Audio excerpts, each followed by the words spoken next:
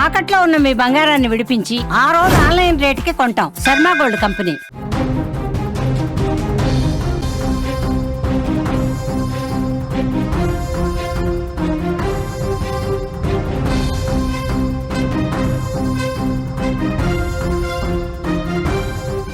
Breaking news చూస్తున్నాం. కడప జిల్లా పులివెందులలో tension కనిపిస్తోంది. జెడ్పీటీసీ ఉప ఎన్నికలో టీడీపీ వైసీపీ మధ్య బిగ్ ఫైట్ నడుస్తోంది. పులివెందుల ఒంటిమిట్టలో ఈ నెల 12న ఉప ఎన్నిక జరగబోతోంది. రేపటితో ఎన్నికల ప్రచారం కూడా ముగియబోతోంది. రెండు పార్టీల మధ్య గొడవలు తారాస్థాయికి చేరుకున్నాయి. తలలు పగలగొట్టుకుని పోలీస్ స్టేషన్ వరకు వెళ్తూ ఉన్నారు. పులివెందులకు జగన్ రావాలంటూ వైసీపీ నేతలు కోరుతా ఉన్నారు. సార్వత్రిక ఎన్నికల తర్వాత జిల్లాలో జరుగుతున్న పులివెందుల ఒంటిమిట్ట జెడ్పీటీసీ ఉప ఎన్నిక అసెంబ్లీ ఎన్నికలను తలపించే విధంగా ఉన్నాయి. రెండు చోట్ల కూడా టీడీపీ వైసీపీ నువ్వా నేనా అన్న స్థాయిలో పోటీ పడుతున్న పరిస్థితుంది. ఈ రెండు సిట్టింగ్ స్థానాలు గతంలో వైసీపీవే.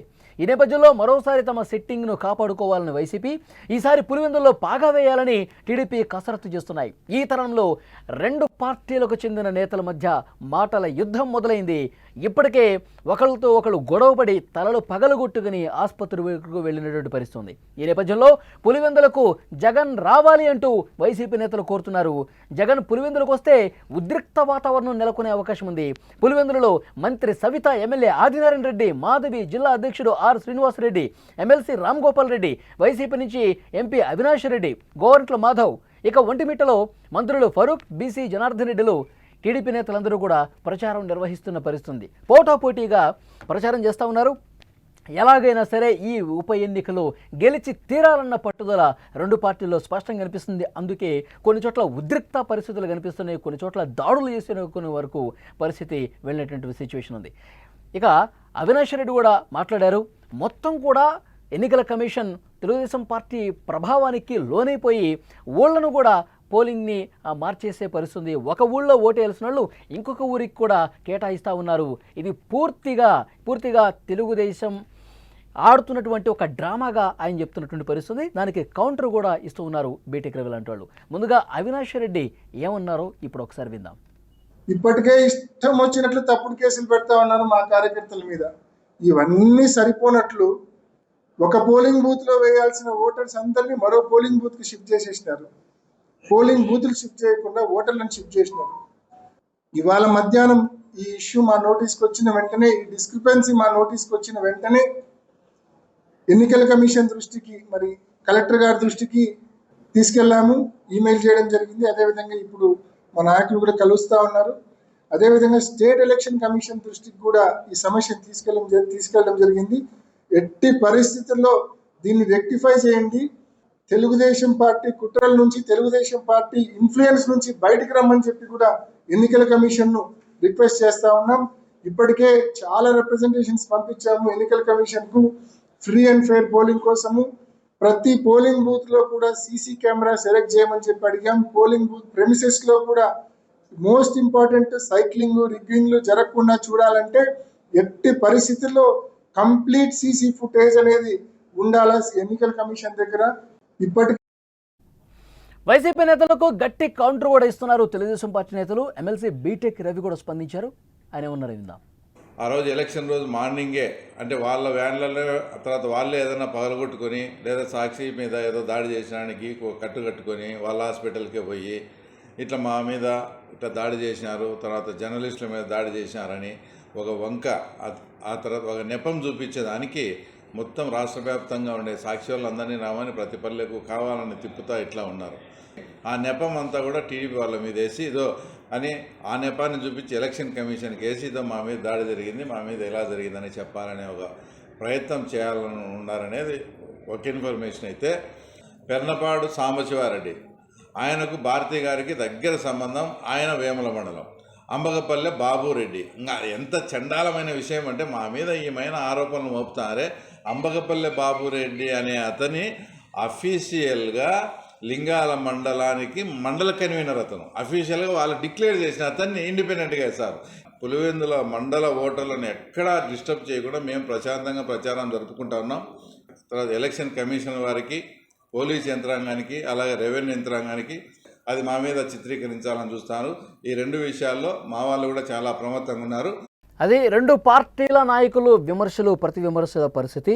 అక్కడ తాజాగా గ్రౌండ్లో ఎలాంటి రియల్ సిచ్యువేషన్ ఉందో తెలుసుకునే ప్రయత్నం చేద్దాం. మా ప్రతినిధి సిద్ధంగా ఉన్నారు, సుదర్శన్. మాట్లాడదాం. సుదర్శన్, ఏంటి అక్కడ ఉప ఎన్నికకు సంబంధించి చాలా తీవ్రమైనటువంటి హడావుడి కనిపిస్తోంది. నాయకులు చాలా ప్రతిష్టాత్మకంగా దీన్ని తీసుకున్న సిచ్యువేషన్ కూడా చూస్తూ ఉన్నాం.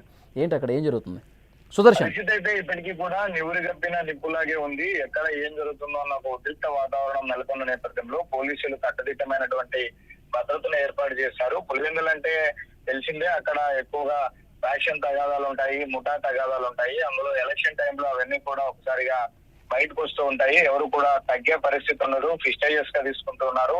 ఇప్పుడు నేరుగా రాష్ట్రంలో ఉన్నటువంటి రెండు ప్రధాన పార్టీల అధినేతలే ఇందులో ఫాలోఅప్ చేస్తున్న నేపథ్యంలో ఈ ఎన్నికల్లో ఎటుదైనా గెలవాలన్న ఉద్దేశంతో రెండు పార్టీలు చేస్తున్న ప్రయత్నాల్లో భాగంగానే ఈ ఉద్రిక్త పరిస్థితులన్నీ నెలకొంటున్నాయి. గత 4 రోజులుగా ప్రచారం హోరెత్తిస్తున్నారు. ఒకరిపైన ఒకరు తీవ్ర విమర్శలు చేసుకుంటూ ఉన్నారు. అయితే వైసీపీ మొదటి నుంచి ఆరోపిస్తుంది టీడీపీ ఈ ఎన్నికల్లో పూర్తిగా అధికార దుర్వినియోగానికి పాల్పడుతుంది, పోలీసులు వన్ సైడ్ గా చేస్తున్నారని. తాజాగా నిన్న వచ్చినటువంటి ఎలక్షన్ లిస్టు పోలింగ్ బూతుల కేటాయింపులో కూడా ఒక ఊరి ఓటర్లను మరో ఊర్లో ఉన్నటువంటి పోలింగ్ బూత్ లో చేర్చారు. వాళ్ళు 4-5 కిలోమీటర్లు వెళ్లి పోలింగ్ బూత్ లో ఓటేయాల్సిన పరిస్థితి ఉంది. గతంలో ఎప్పుడు ఇట్లా లేదు. ఏ ఊరు వాళ్ళు ఆ ఊర్లోనే ఓట్లు వేసుకునే సౌకర్యం ఉండేది. ఇది కావాలని అధికారుల మీద ఒత్తిడి తెచ్చి టీడీపీ వాళ్ళు చేసినటువంటి కుట్ర అని వైసీపీ ఆరోపిస్తుంది. మరోవైపు టీడీపీ వాళ్ళు మాత్రం ఎలక్షన్ కమిషన్ అలాగే అధికారులు పోలీసులకు ఒకటే చెప్తున్నాం, ఫ్రీ అండ్ ఫెయిర్ ఎలక్షన్ జరపండి, మాకు ఎలాంటి అభ్యంతరం లేదు, కానీ మేమేదో దాడులు చేస్తున్నామని, మేమేదో పోలీసుల మీద ఒత్తిడి తెస్తున్నామంటూ మా పైన తప్పుడు ప్రచారం చేసే ప్రయత్నం వైసీపీ చేస్తుందంటూ కూడా వాళ్ళు ఆరోపిస్తూ ఉన్నారు. అయితే ఇప్పటికే గత 2 రోజులుగా తీవ్ర గొడవలు జరిగాయి. ఒకరిపై ఒకరు దాడులు చేసుకున్న నేపథ్యంలో పెద్ద ఎత్తున అత్యాయత్నం కేసులు కూడా నమోదైన పరిస్థితి కనిపిస్తూ ఉంది. రేపు ప్రచార రోజు కాబట్టి ఒకవేళ ఈ రోజు ప్రచారం కొద్దిగా అటు ఇటు అయినా జగన్మోహన్ రెడ్డి కూడా నేరుగా ప్రచారంలోకి దిగే అవకాశాలు లేకపోలేదు. అక్కడ స్థానిక వైసీపీ నేతలు కూడా జగన్ రావాలి అనే కొంత ఇన్వైట్ చేయాలనే ఆలోచనలోనే ఉన్నారు. కాకపోతే రేపు సాయంత్రానికి ప్రచారం ముగుస్తుంది. అందుకే రెండు పార్టీల నుంచి పెద్ద ఎత్తున నాయకులందరూ కూడా మోహరించి. సుదర్శన్, జగన్ వచ్చే సూచన ఏమైనా కనిపిస్తుందా? జగన్ వచ్చే సూచన ఎక్కడ నాయకులు ఇప్పటివరకైతే అఫీషియల్ అనౌన్స్మెంట్ ఏమీ లేదు.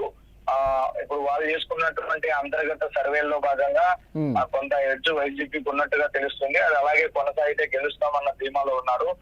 లేదంటే 2-3 గ్రామాల్లో కూడా కొద్దిగా పరిస్థితులు అటు ఇటు ఉన్నాయి. కొంతమంది నేతలు ఈ రోజు వైసీపీ నుంచి టీడీపీలోకి వెళ్లే అవకాశాలు కూడా ఉన్న నేపథ్యంలో ఒకవేళ అదే జరిగితే మాత్రం రేపటి రోజున అంటే రేపు మార్నింగ్ జగన్ వచ్చి ఒక రోజు క్యాంపెయిన్ చేస్తే బాగుంటుందన్న ఆలోచన కూడా వైసీపీ నేతలు చేస్తున్నారు. కానీ అంత అవసరం రాకపోవచ్చు, అంత రిస్క్ కూడా తీసుకోకపోవచ్చు. ఎందుకంటే ఉద్రిక్త పరిస్థితుల నేపథ్యంలో జగన్మోహన్ రెడ్డి ప్రచారానికి సంబంధించి పోలీసులు ఎలాంటి అభ్యంతరం చెప్తారు ఏంటి అన్నది. కాకపోతే 12వ తేదీ జరిగే ఎలక్షన్ కు మాత్రం జగన్ రాబోతున్నారు. ఆయన ఓటు హక్కు ఇక్కడే ఉంది. ఆయన వచ్చి నేరుగా తన ఓటును వినియోగించుకునే అవకాశాలు అయితే కనిపిస్తూ ఉన్నాయి. Okay Sudarshan, thank you.